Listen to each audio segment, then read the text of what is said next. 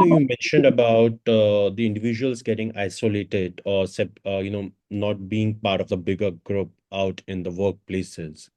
Now, there are a lot of inclusivity, diversity and inclusivity, initiatives being taken globally across various corporates and workplaces.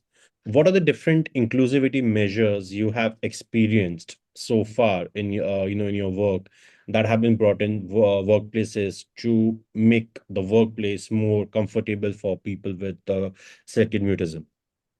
People can ask for reasonable adjustment, for example, doing things in writing or in other ways of communication rather than talking. So, Mm-hmm. for example, people can send emails or use the chat in online meeting, things like that. It's a good idea to have things displayed or to send out relevant information so that people don't need to ask questions and request everything, which can be hard. And you can do more one-to-one conversation rather than discussing things in groups. And if you are in groups, you can provide an agenda, provide discussion questions beforehand so that people can prepare, or you can give a turn taking order so that everyone knows when their turn is, and so they can contribute or ask the person directly by name, what do you have to say if they struggle to speak up. So there are different things people can do to make things more inclusive. Dr. Anj, a very, a personal question to build my understanding better, and I will tell you where I'm actually coming from. Um, I was recently watching a web series on autism where it's called the Good Doctor out there. And I have seen, and it's not about just people who are autistic or, suffering from selective mutism. We all individuals out there have one or the other form of, I would say, you know, uh, we all have some things that are our shortcomings. And everybody is normal out there for me as an individual. I often feel that I have some shortcomings. People who are put in the category of autism, they have some shortcomings. And again, this another, we have today talking to you, we are talking about selective mutism out here, SM out here. And then we are categorizing people in this particular area. Why is there a very specific need of categorizing people when everybody across the globe has their own shortcomings and everybody is working on evolving themselves? What or why do we really need to categorize people? Everybody is normal as per me. We don't need to categorize people.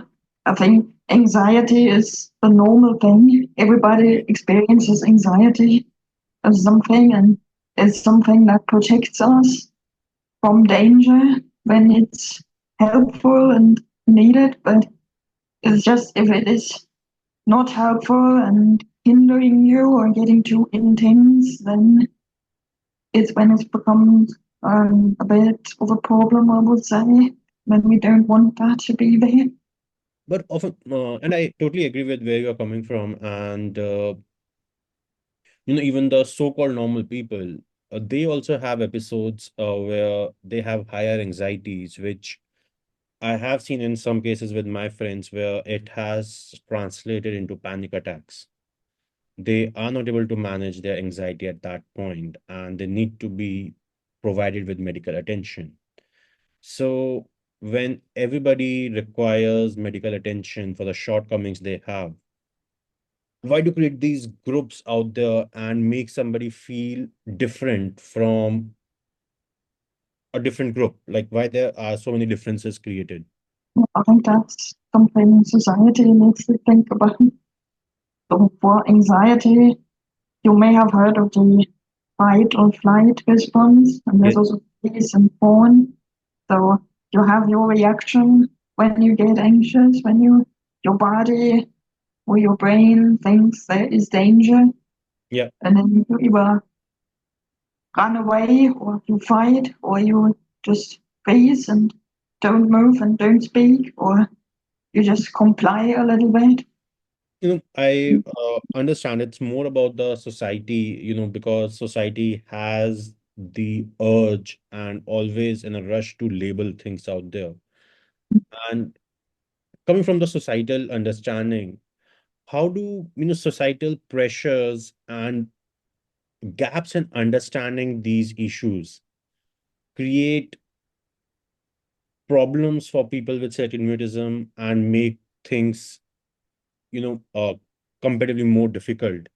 So what are some of the, societal triggers you have observed, which, our listeners can work on in future and ensure that they don't repeat them, or they are not the people who are putting that pressure or becoming that trigger for somebody out there?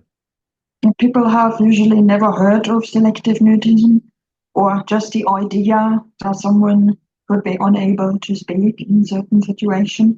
So they don't expect that, they don't understand that. And there's a lot of misunderstanding. So people might feel offended if someone doesn't respond to a question or if someone is very quiet.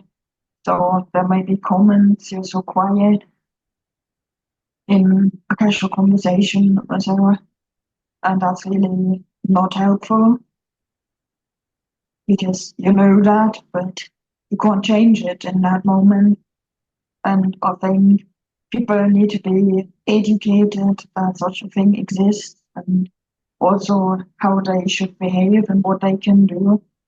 Because when they do the wrong things, because they don't know about this and what to do, so it's unintentionally, then they might make things worse.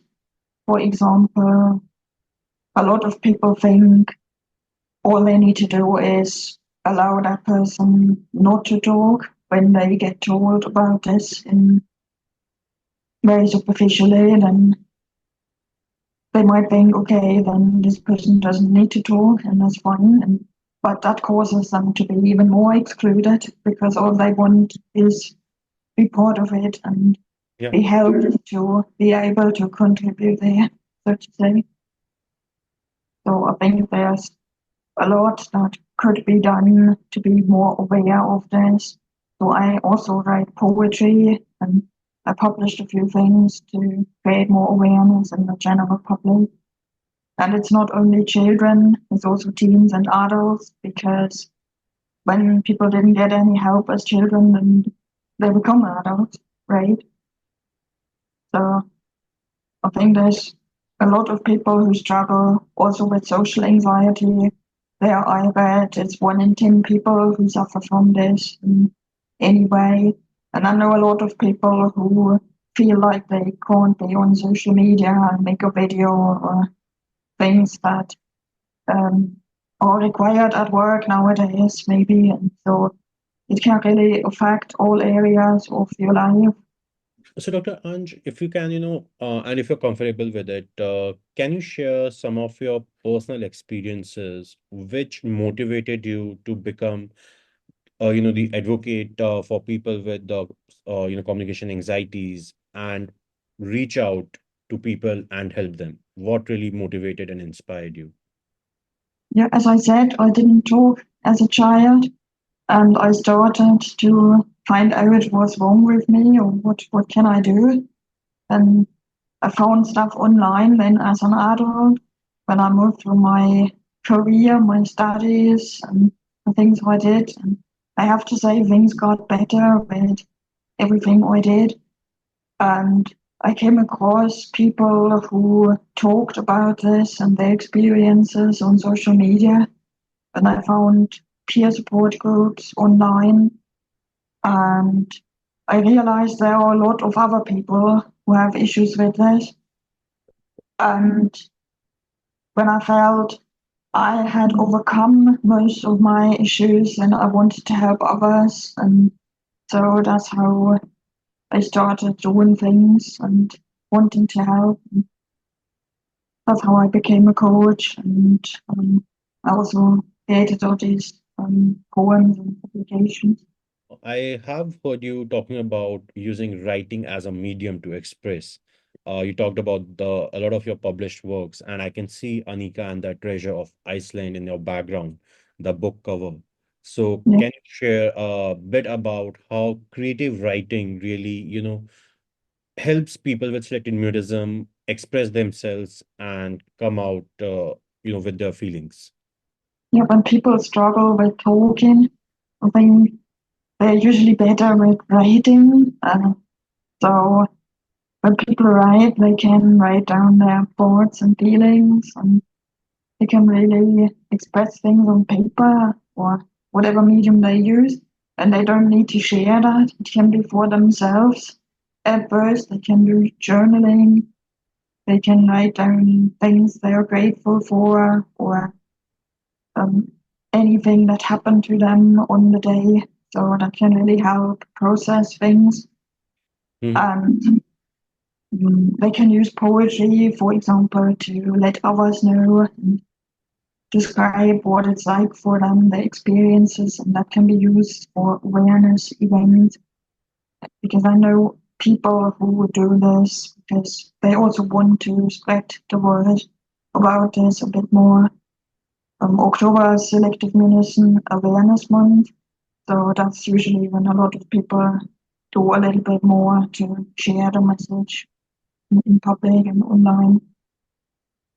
And yeah, so that's just creativity that is something I think that is something that comes naturally to people and so they can express themselves. Since we're talking expressions, Dr. Anj, I would like to understand in a particular scenario where, as children with selected mutism grow and they move into different form of relationships. Now, the very first stage, the challenges they would have faced is with their parents and with their siblings or with their peer groups. Now, parents and siblings, once they understand, in most of the scenarios, they will become compassionate towards the child who is suffering from selective mutism. But as there are different relationships evolving as you grow further, you have to build a lot of healthier relationships where you yourself are gonna be playing the major role. And we today are living in a world where, while we have somebody who has been put in the category of going through selective mutism, but then there is a person who has his or her own anxiety issues coming in, and they want faster responses. They don't have that level of patience to understand somebody who is going through selective mutism. They want everything very fast. And today the world is filled with a lot of people like this. How can individuals with selective mutism foster healthier relationships out there? Yeah, speaking about fast, it is actually a good idea to wait for a few seconds um, for an answer Yeah. because that really helps. The person might hesitate a lot. So if you can get yourself to wait for a few seconds and allow this person to answer, that can really change things. But I know it's hard. Relationships are really something people with selective mutism struggle with, especially as an adult, like romantic relationships, relationships with colleagues at work, because it's hard to create a relationship if you don't talk, if you don't socialize.